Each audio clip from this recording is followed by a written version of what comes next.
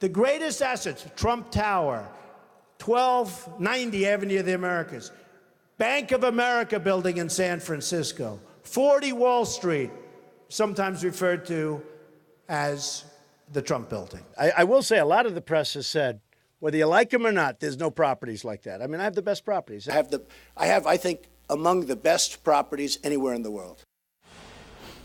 It's no secret President Trump loves to brag that he owns the best properties in the world. Of course, you remember when he used Trump Tower, June of 2015, that golden escalator, to make his presidential announcement. But a new report in Bloomberg today says the Trump Tower has lost much of its shine, becoming one of New York's least desirable properties. According to Bloomberg, occupancy rates inside Trump Tower plunging in the past 7 years, dropping from 99% down to 83%. That is a vacancy rate about twice Manhattan's average. Trump Tower now has 42,000 square feet of vacant office space, and CNN reached out to the Trump Organization to get some sort of comment, and we got no response. So Shaheen Nisaripour is the reporter from Bloomberg who wrote all about this. Shaheen, it is a pleasure to have you on.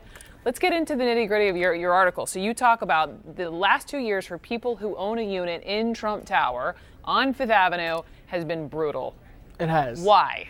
So what we did is we looked through New York City property records just to see what the performance has been like for existing condo owners. So those who have tried to sell, have they made money, have they lost money?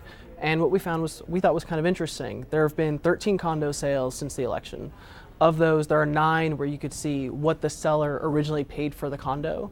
And of those 9, 8 of those sellers lost money with their investment in Trump. Wow.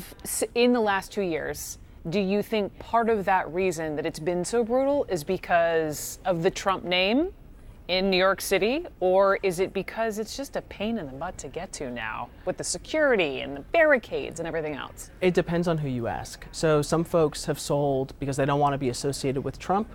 Some buyers aren't looking to buy in Trump buildings because of Trump, and so those are mostly political reasons. He's very divisive, as you very well know.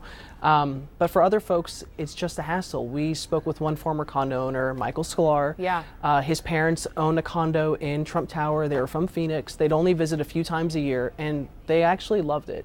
And they bear no ill will towards Trump. Mm-hmm. But the problem is, after he was elected, all these security barriers went up. It got more difficult to get in the building, get out of the building, got hard to get food delivery.